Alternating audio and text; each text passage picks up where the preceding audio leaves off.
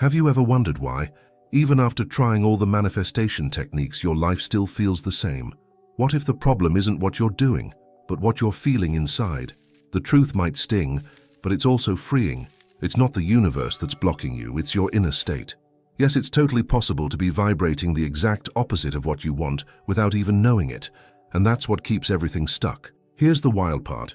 The more you try, the more you prove to yourself that you still don't have it, because you're operating from lack, not from fulfillment.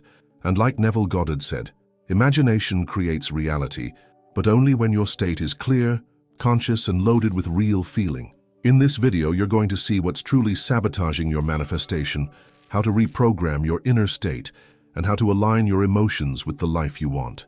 Some people think the universe isn't listening, that the law doesn't work, that life is playing tricks on them, but the truth is much more subtle and way deeper. Manifestation doesn't fail because the formula is broken, but because your inner state is still out of sync. When your heart vibrates with doubt, your mind holds fear, and your emotions are all over the place, reality reflects that inner chaos. This is where the inner state blocks manifestation comes in. It doesn't scream, but it sabotages quietly. Sometimes a person is saying all the right affirmations out loud, but deep down they're holding on to resentment, guilt, or a buried belief like, "I don't deserve this," planted way back in childhood. That internal conflict creates vibrational noise.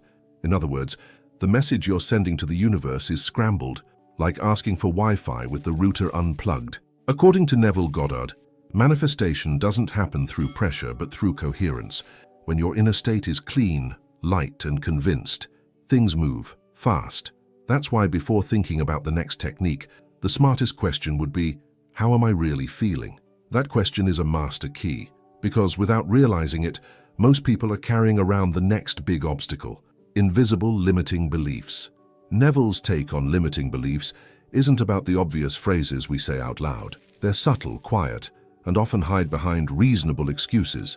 A simple, "I don't know if I can handle it," already holds a deep inner block. When the mind believes something isn't for me, the body reacts, the emotions shut down, and inner manifestation stops flowing. And the worst part? Most people don't even know they're trapped in it. These automatic thoughts come from years of repetition, unresolved experiences, and words we heard when we were little. "You weren't born for this." "Money is hard to get." "Happy relationships are a fairy tale." These phrases become our inner soundtrack and start running the show. The law of assumption responds to what you accept as true, not just what you want intellectually.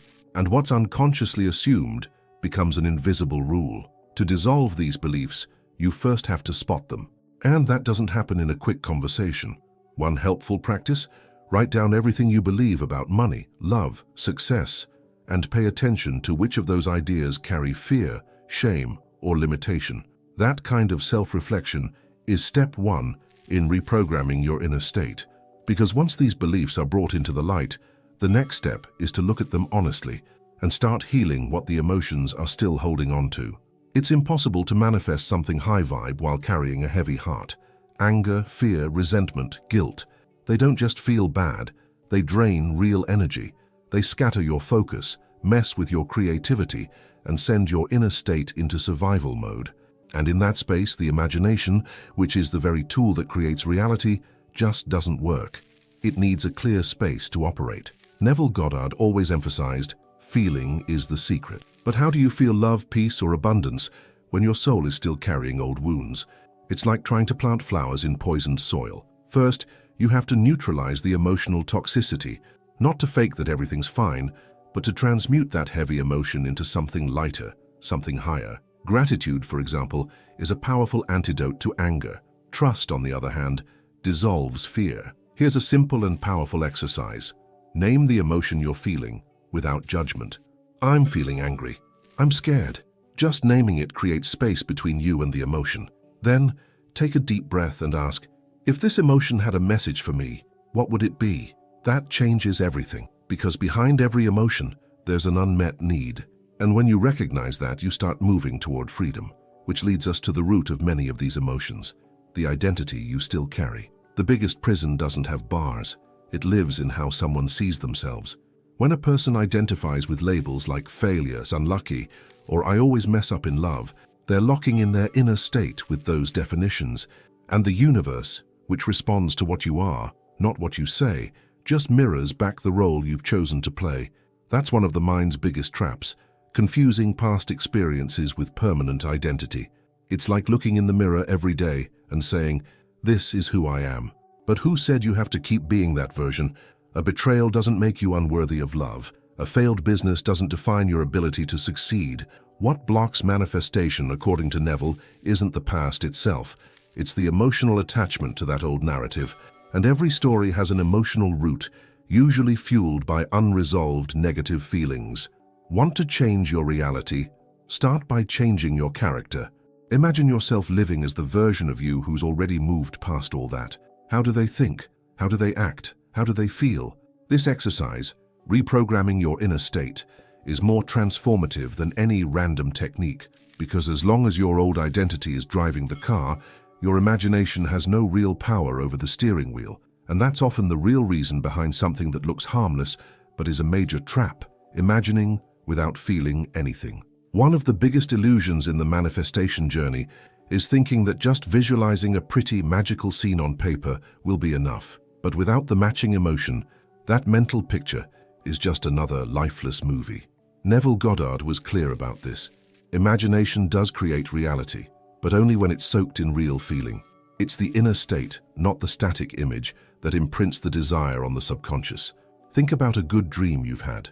What made it feel so real? The feeling, the quickened breath, the goosebumps, the spontaneous smile. That's what gives life to a mental image. When someone visualizes their desire, but does it mechanically, coldly, or without connection, it doesn't move anything inside. The brain might see it, but the body doesn't believe it. And if the body doesn't believe it, the vibration doesn't shift. And if the vibration doesn't shift, the law of assumption stays stuck. That's why the secret is to feel as if it's already happening. A practical example: when imagining your dream home, smell the coffee in the kitchen, hear your laughter echoing through the rooms, feel the relief in your chest just for being there. Those tiny emotional anchors are what transform a fantasy into a real internal manifestation. And if that's still not happening for you, the issue might go even deeper. You might not even realize you're running on emotional autopilot. A lot of people swear they're doing everything right. They affirm, visualize, read Neville Goddard, watch videos, try to live in the end, but something still feels stuck. And the reason, most of the time, lies in emotional unawareness. In other words, they don't even realize what emotions are truly dominating their inner state. They feel blocked, but can't name the block. And if you can't see what's running the show behind the scenes, you can't rewrite the script. It's like trying to clean a house in the dark. You can mop all you want, but without light, you'll never see where the real mess is.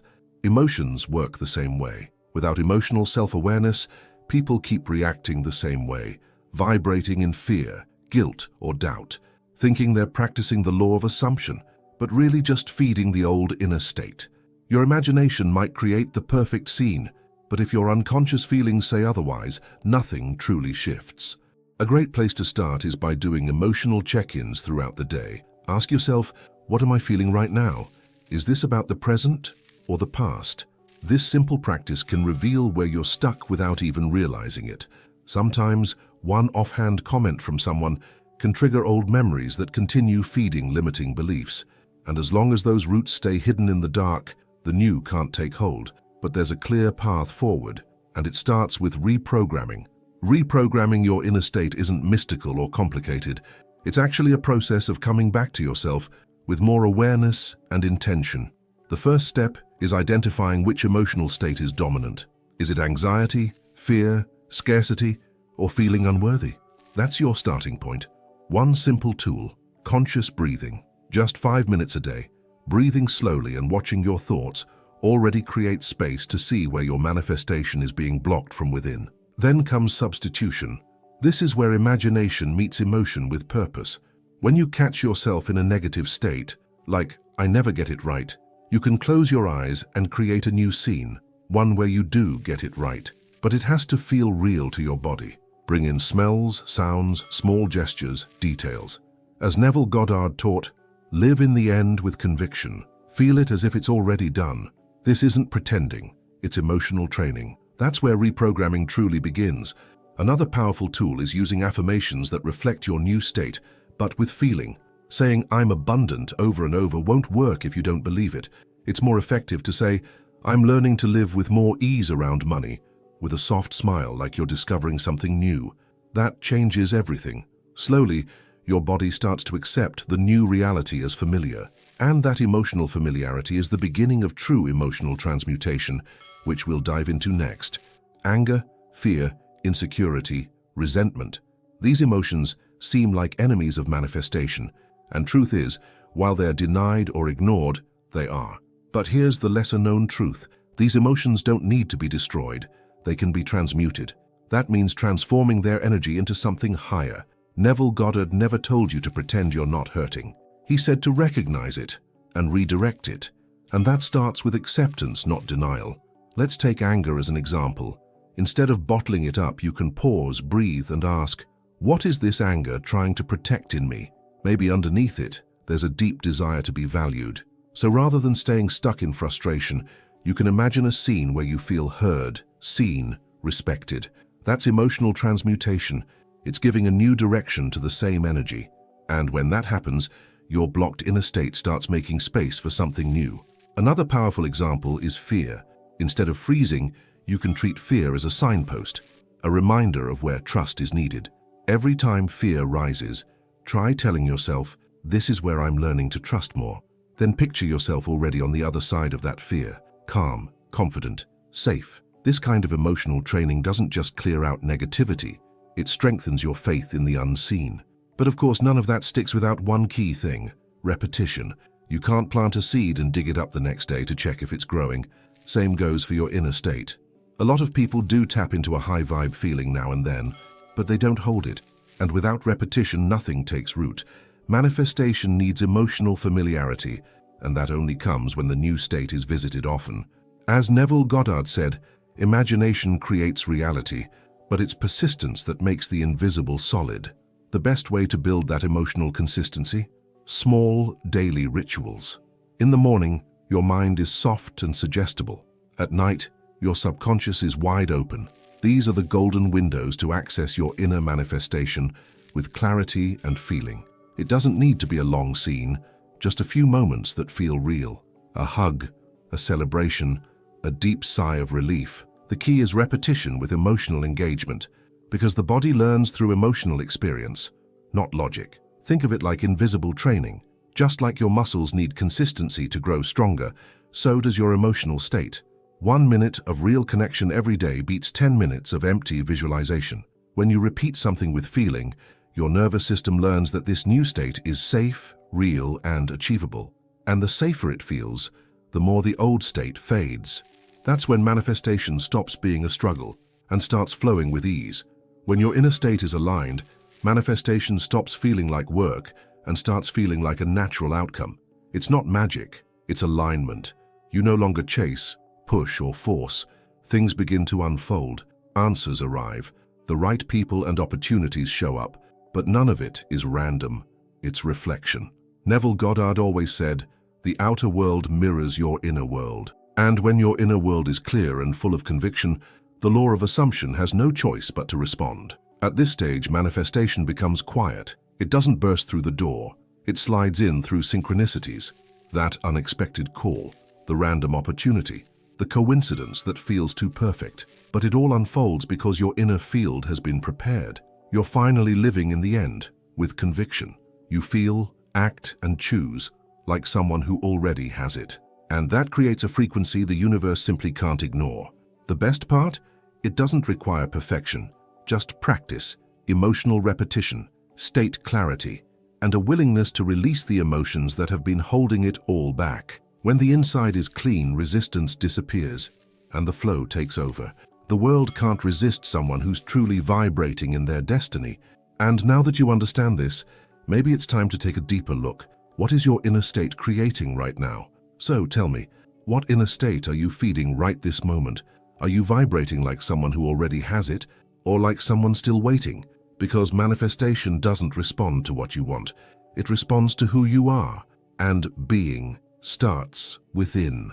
Which emotions do you need to transmute now?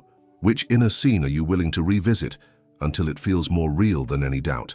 And more importantly, How long are you going to keep delaying your power just because the outer world hasn't caught up yet? If this message hit home, if something inside you woke up, then I invite you to live this, not just listen. And if you want to keep diving into the powerful universe of the law of assumption, hit that subscribe button and turn on notifications.